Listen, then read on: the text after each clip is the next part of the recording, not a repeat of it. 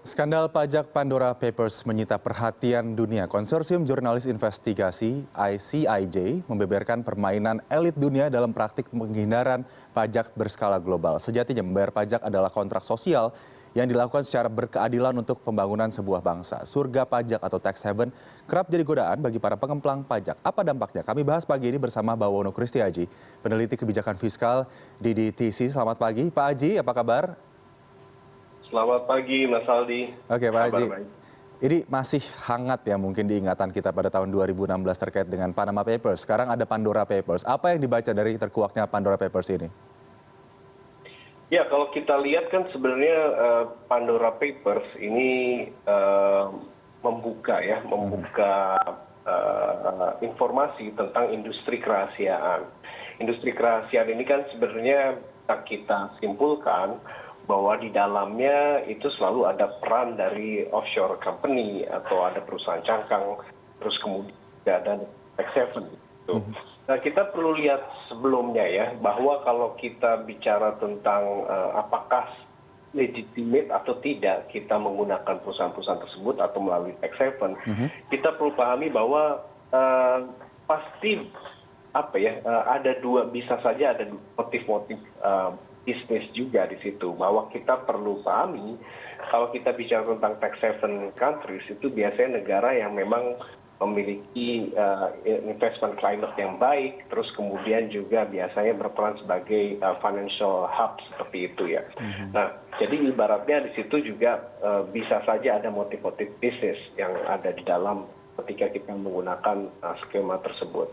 Nah, tapi ketika ini kita bicara tentang industri kerahasiaan, ibaratnya inilah ada sesuatu yang bisa saja ada kecurigaan bahwa kenapa harus melalui negara-negara tersebut dan sebagainya. Jadi kalau kita perlu lihat lebih lanjut, apakah sudah tentu ada pelanggaran hukum di situ, ya kita perlu investigasi lebih lanjut. Karena motif bisnis maupun motif penghindaran pajak atau pengelakan pajak itu bisa sama-sama dilakukan melalui tax haven seperti itu. Nah, kalau kita lihat dari nama-nama yang ada, yang perlu saya garis bawahi bahwa ini adalah nama-nama high wealth individuals, orang-orang yang memiliki kekayaan, terus juga orang-orang yang memiliki akses terhadap pasar keuangan internasional. Jadi ini bisa siapa saja, politisi, bahkan di situ kita lihat ada artis juga seperti itu ya. Jadi yang pasti mereka adalah orang yang memiliki dana dan juga memiliki akses terhadap pasar keuangan internasional. Oke, jadi harus dilihat dari dua sisi. Yang pertama terkait bisnis, kacamata bisnis. Yang kedua terkait kacamata industri kerahasiaan tadi yang harus diselidiki lebih dalam lagi ya, Pak Haji. Pak Haji, kalau kita melihat dampak terhadap nama-nama tersebut saat ini setelah terkuaknya Pandora Papers, apa yang akan kira-kira terjadi? Ya, pasti kalau kita melihat dari historis ya, kita melihat juga banyak evidence bahwa tidak banyak yang terjadi setelahnya. Artinya adalah bahwa ini sesuatu yang memang ada dalam dokumen, tapi tidak banyak jadi lanjutannya seperti itu. Nah, kalau saya melihatnya lebih kalau atas informasi-informasi yang ada di dalam Pandora Papers tersebut, tentunya ini harusnya mendorong otoritas di berbagai negara untuk melakukan investigasi lebih lanjut. Jadi supaya nanti juga ada outcome-nya seperti apa.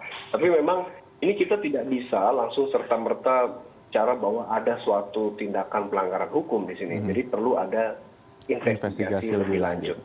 Oke, terkait juga mungkin penelusuran juga harus dilakukan oleh Ditjen Pajak Indonesia ya.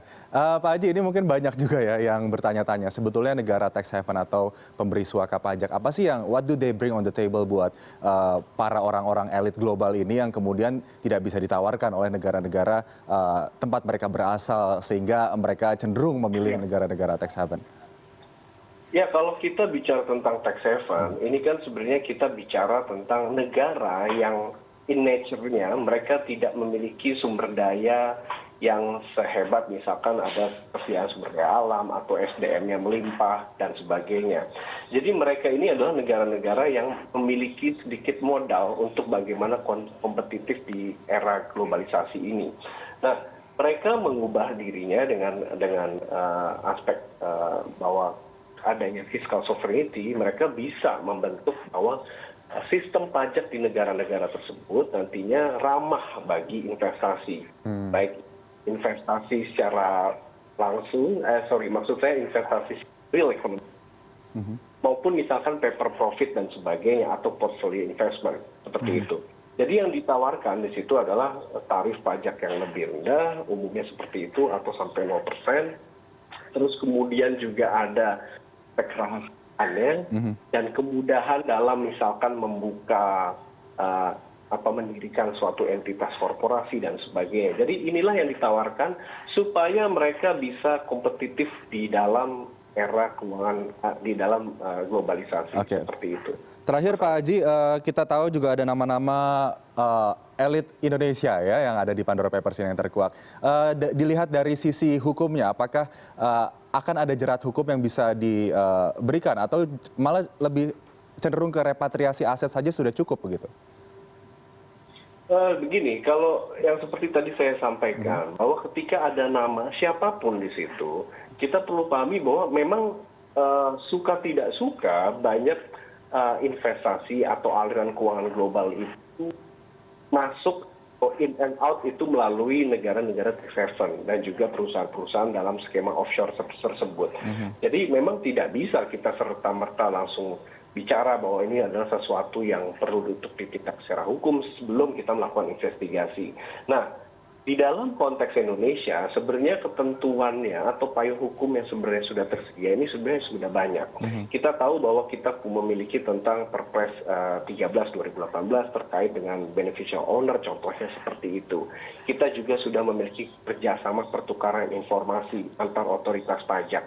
Kita sudah memiliki regulasi tentang default test seperti itu ya. Jadi untuk mencegah adanya skema-skema treaty abuse melalui negara-negara tax haven dan sebenarnya banyak lagi. Jadi sudah cukup payung hukumnya sudah cukup kuat dan nanti bagaimana nih selanjutnya nanti kita lihat dari berbagai skandal tersebut mulai dari Panama Papers, LuxLeaks, dan ini kan banyak sekali ya Paradise Papers dan sampai saat ini Pandora Papers, nanti apalagi yang bisa diperkuat dari sistem hukumnya. Banyak sekali ya data-data yang bocor ke masyarakat ini. Tentunya kita tunggu investigasi lebih lanjut dan bagaimana nanti penanganan ke depannya terkait dengan bocornya kerahasiaan para elit dunia ini. Termasuk ada nama juga para orang-orang tersohor di Indonesia. Terima kasih Bang Bawono Kristiaji, peneliti kebijakan fiskal di DTC sudah bergabung bersama kami di CNN Indonesia Today pada pagi ini. Selamat pagi, salam sehat Bang. Ya, terima kasih Mas Ali.